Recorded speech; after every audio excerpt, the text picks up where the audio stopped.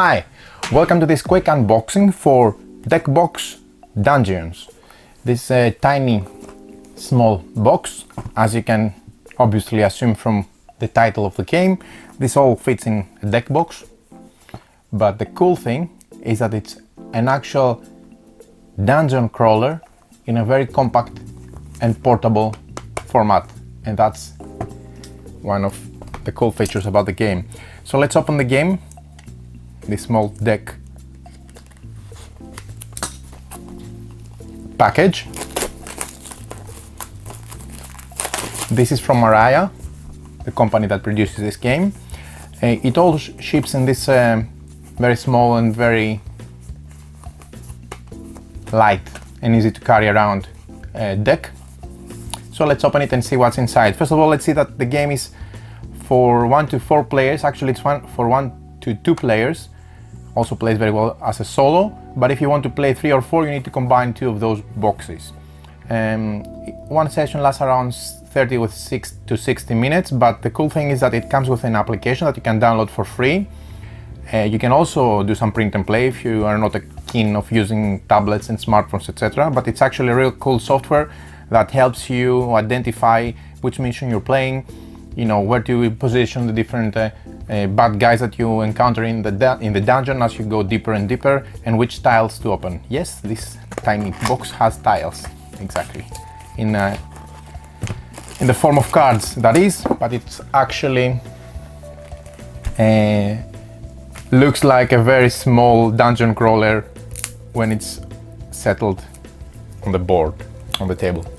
So let's open the deck right away and see what we have inside. Now, before we move to the deck of cards, let me quickly show you the rulebook. You can also find it online and scan this one for the latest version of the rulebook. But you can see that the rules are very simple. We're going to make a how to play video. They're not that difficult to follow. Basic things. If you have played other dungeon crawling games, this is a piece of cake. Just read it once and there you're ready to go. So the game comes with those miniatures, wooden miniatures for the heroes. I like the fact that they are different color and different design. So you can see the red obviously is like the warrior or the tank, etc. The purple must be the thief or someone like that, or the blue, the mage. In any case, you can see that they're tiny little meeples and they're very different from one another, and that's cool. These are your heroes that you take and you move on from one room to the other as you explore. So we have 2 bags with dice, right? So you can find the enemies. These dice are the enemies. The very easy ones are the green one, then the average ones are the blue ones, and the real tough or bosses or whatever are the red ones. We'll see how this works in a bit. The next thing you have is those white die. We have 5 in total, used for skill checks, for attacking, etc., defending, and so on and so forth. So let's see the different cards. First of all, the quality of the card is linen finish, so it's very nice print, very nice colors, and very durable cards. That's great because even though it's one small deck of cards, you want your cards to be, you know, to withstand some tough shuffling or some tough moving around the table. So linen finish will do the job. Okay.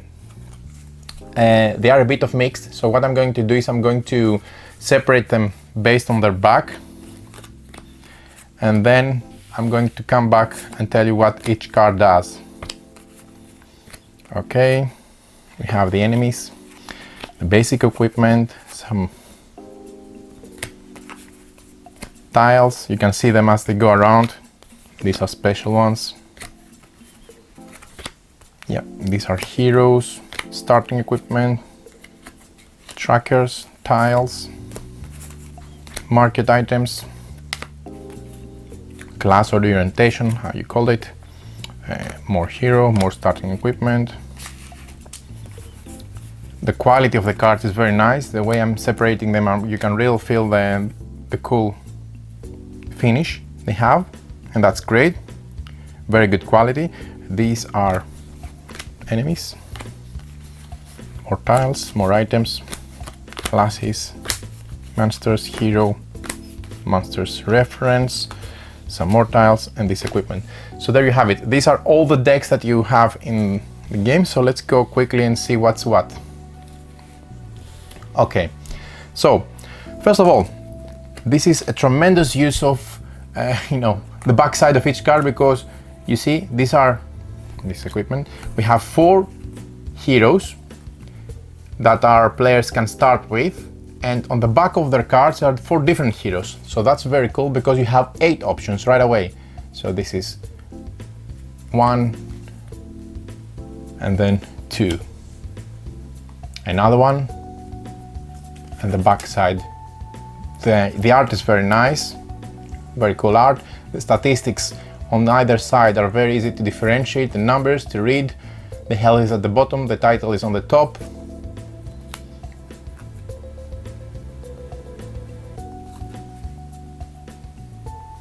And that's it. Then what you have is the starting equipment. Each player will have a hero and will start with one of the starting equipment. These again are 5 cards, and they are also double-sided, so that makes 10 options right away.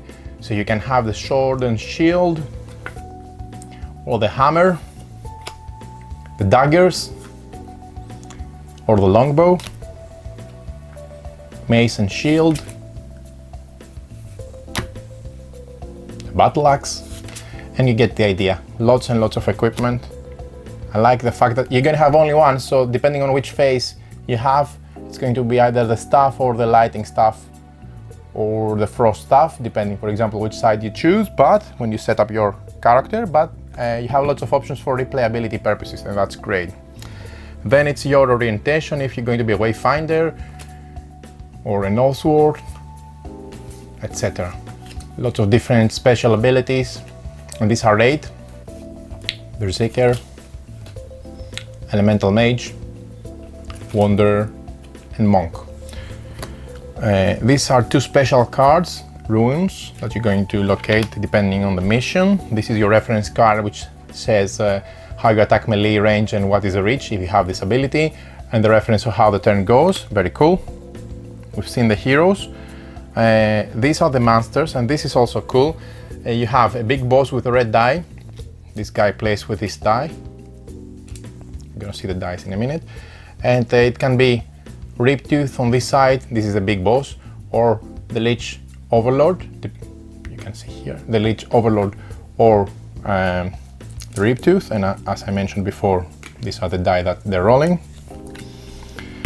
Then you have the medium monsters, which are those 2, and they roll the blue die. One is for melee and one is for range, and the back side is a different one. You have skeletons or goblins or whatever. You can see the title, and these again, they roll this die, the blue. I like the fact that they're 2-sided, so you can have many options.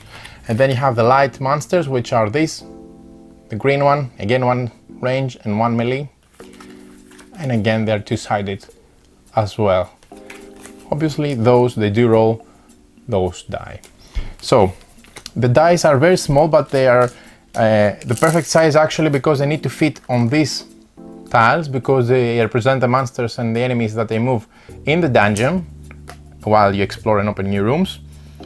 So you can see they're very good quality, custom with different facings, differentiating the different value level, that is, of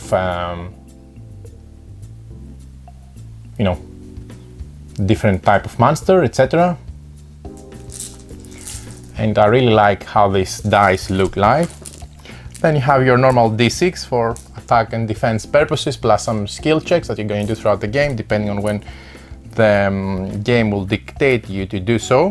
What I do like as well is these 15 cards, which represent the map tiles. Lots and lots of variety, because guess what? These are also double-sided. So you can see that you have so much more ways to combine them based on the scenario, or even make your own to make a dungeon each time. And in finish, very good quality. So before I move to, let me move this to the side to tell you how you set up quickly the hero. We're going to make a full how to play video and a review on this, but let me briefly say that, for example, if you are, for example, this hero, you're going to start with 7 health, meaning that you're going to slide 1 health card below and indicate 7 health. So as you take hit, you're going to slide this or move the top, whatever you prefer, to indicate that you have less health. Very cool way to keep track of health. And then on one side, you're going to put your starting equipment on the left, which extends the statistics of the hero. So this one would roll for melee 0 plus 0 modifier, but they would roll 1 die. But for the range, this is a ranged weapon, you're going to roll 2 die and they're going to add 2 to each of the result. And then on the other side, you're going to obviously put, if you're a monk or an assassin or whatever, and this is going to indicate the special ability that you have as you acquire energy. So to indicate that, what you do is you take one of the additional cards, and this is going to slide below to indicate your treasure. As you take loot, you pull it down and you have more loot. And on the other side, this is your energy. As you take damage monsters, you draw energy from them, and then you pull this card down to indicate that you have more energy, respectively. And you can use your energy as you wish to activate very powerful hits special for this assassin class. So there you have it. Also, last but not least, you have the market, where you can buy with the loot that you acquire from killing the monsters, etc. You can acquire very powerful artifacts which grant you, this is a cost, special abilities, restoring your health, magic, energy, etc. Very nice. And these are the back of the items from the market. So the last thing I want to show you is a bit close up of the room tiles, because they really look cool. So look how these, you have water, you have narrow corridors, corners, pits, places where you spawn enemies. I really like the way you have, for example, here you have 3 entrances, 1, 2, 3, but this is the arrow, so it points towards how you extend your dungeon. And these are the 15 sides from one, and it says 11A or 11B, so the app will dictate which one you explored each time you open a door, depending on if you go east, left, or whatever the openings that you have. Very nice, clever system, and really nice and compact. So you always start from the starting tile when you enter the dungeon. It's the one with the green dotted perimeter. Let me show you where it is. It's this one. Keep in mind that you combine 2 of those, so you can have so much bigger dungeons. That this is already a big one, but anyway, you get the idea. I'm pulling all this to the side. So your hero center from here, for example, and then if you go there, there's one option only. You would, for example, extend. As you move in, you'll face enemies. Then you're going to find another one, for example, this one. I'll move everything down so you can see. Then another one, depending if you go from here or from here, you open different, you see, endings and options. And basically you get the idea. You make a very nice dungeon by moving around each time. Okay, so I'm just doing random things here, but you get the idea. So many options here. This is a great system. I really like it. Very fun, very compact. It gives you very well distilled feeling of the dungeon crawling all in a tiny little box. Such a clever system, really cool idea. So we're gonna come back with how to play video and some more details and a review and a quick opinion of what I thought about the game. So stay tuned for more videos about deck box dungeons.